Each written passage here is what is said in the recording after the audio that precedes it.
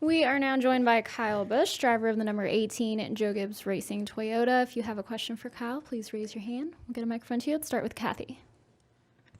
Kathy Brown, Penny Outside the Box. Kyle, you've had huge success here, and every driver that's come in here so far this morning has mentioned the love and kind of the fondness they have for Auto Club Speedway. Given the fact it may be up to be demolished and restructured as a half mile, what are you anticipating today to take the track for the first time in like 2 years? Yeah, I mean, just really the biggest difference I feel like is just the new car. The track is very similar, not much difference on that.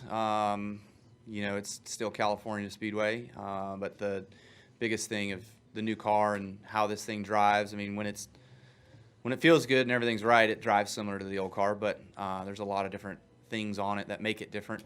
The feel's going to be different. So just finding out what all that is here in a short 15-minute practice to get ready for qualifying is what's first and foremost here.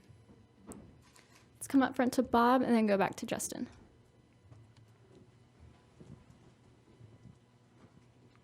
Bob Hawkers, Fox Sports. Harrison Burton's car obviously got upside down last week at Daytona. I know see it a lot at Daytona, but what have the drivers been told anything about what happened? And NASCAR has indicated that it obviously had gotten hit multiple times, and they were still doing some research. Yeah, I mean, that's kind of the consensus I got. Also, just looking at it, watching some of the replay, the 24 was spun to the left. I was spun to the left. We were actually sliding faster mile an hour than what the 21 was when the 21 got hit, and then that's when it kind of raised it up a little bit, got them lifted. And so I don't know. When you're playing ping pong balls at 180 miles an hour while sliding, I'm not sure you're going to be able to keep them on the ground. You know what I mean? It's fact of the matter. But the cars that did slide, it seemed as though they stayed just fine. And so I wouldn't say there's an issue. Justin Schuler, Kicking the Tires. I've asked a few of the others that have come in here what their expectations might be with the new car coming to what would be, I guess, the standard package that we're going to use for the rest of the year. So do you have your thoughts on what you expect going into Turn 1, or is it just kind of like a putting on the learner's hat as you go and trying to be the fastest learner compared to the other 39? Yeah, no, I mean, that's definitely going to be number one priority, is trying to be the fastest guy, trying to learn it the quickest.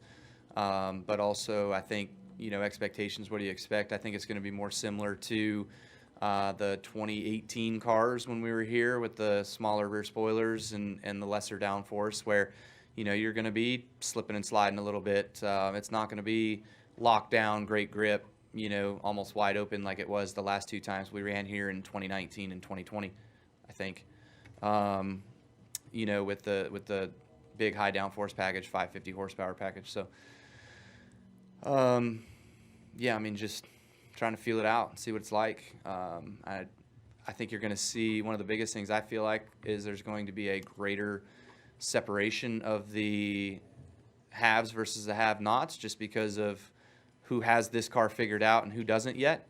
So I think you'll see some guys that really, really hit on it and they're going to be super fast, and then some others that they're either their sim tools didn't figure it out, or they didn't have sim tools to figure it out, and they're going to be lost.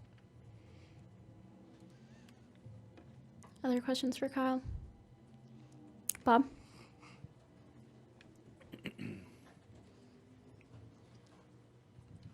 What do you hope to get out of these 15-minute practice sessions?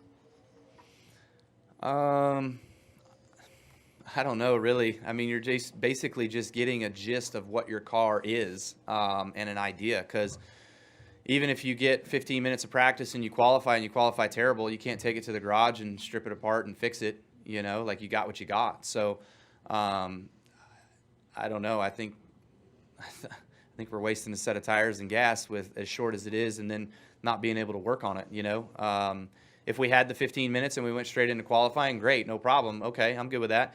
But if we all wanted to take it back to the garage and work on it overnight in order to fix our issues, me being able to talk to the crew chief and stuff and talk about what it's doing, what it's not doing, what I need it to do better and all that, and then we sort of go through our simulation or go through ideas and concepts of what to do, what to try, what to better for the next day, you rebuild your car and you go to the tail of the field and you start the race wherever you start the race after rebuilding it overnight, you know. So, but that's not the system we're in. That's not the sandbox we got. So, I'm in fantasy land.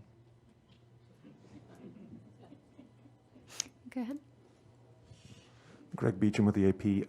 Most drivers really like driving here. They like the track, like the aged asphalt, all the things that come with California Speedway. Kyle Larson was just in here. He was saying it's kind of bittersweet, the fact that they're considering changing to a half mile. What are your thoughts on that and the track as it is now and what might be in the future? Yeah, no, I agree completely. You know, this is a great driver's track. It's very fun for us. It's challenging. I mean, you're going really fast down the straightaways. You're still going pretty fast through the turns, but you've got 5 lanes to work with. You know, you've got bottom all the way to wall. You know, go back to 2013, I think, was the last race at Michigan before they repaved that, and then we came back in 14, and Michigan's been terrible ever since. You know, so more banking at Michigan. It is different, but yet it's still a 2-mile racetrack. But the racing has not been what this place is able to produce. So being that it may go to a half-mile short track, that's a completely different ball game. You know, but you know, we look at Atlanta. Atlanta just went through a completely new renovation, facelift, all that, and it's going to be a super speedway race. It's going to be a different race than what we've seen at Atlanta. But a half mile here could be interesting. But they also have a great half-mile racetrack about 30 minutes from here too, that I've seen some really good shows at, and we also put on a good show at the Coliseum. So I think I don't know, it's everybody's interpretation and opinion, really. You know, us drivers enjoy this place and like it the way it is. We liked Atlanta the way it was, but time for change, time for new, and we all kind of learned. I think we saw that new can work with the Coliseum. So I will 99% sell you that this place will get chopped up. Let's go to Claire. Claire B. Lang, Sirius XM NASCAR Radio. Pretty windy out there today. How does the wind affect qualifying, for example, and how much can you as a driver adapt to it? And then when you're racing in windy conditions like this, how does it affect the racing? When we tested with this car at Charlotte, there was a windy day, and it got to be a handful with the wind. You know, when the air starts to, when you're going through the corners, yeah, you're going through the corners at 160. The wind's probably 30 miles an hour, whatever it is, but it feels like the wind is blowing up your skirt, essentially, up the back of your car, and it makes you super loose, and it's really kind of hard to control. But then when you go to the other corner, you're going through the corner at 160, but you got 30-mile-an-hour headwind, so it feels like you got 190-mile-an-hour air going over the car. So it gives you more downforce, more comfort, more feeling. So it's just a greater separation between the two ends. You've got to be mindful of that.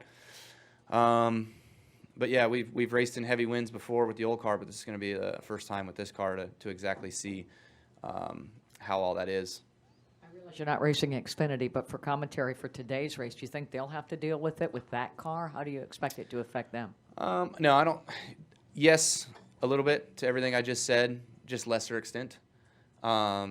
You know, they've got low downforce package essentially on those cars, so they're sliding around a lot more anyways already. But you know, I'm sure 3 and 4 is a handful. Thank you.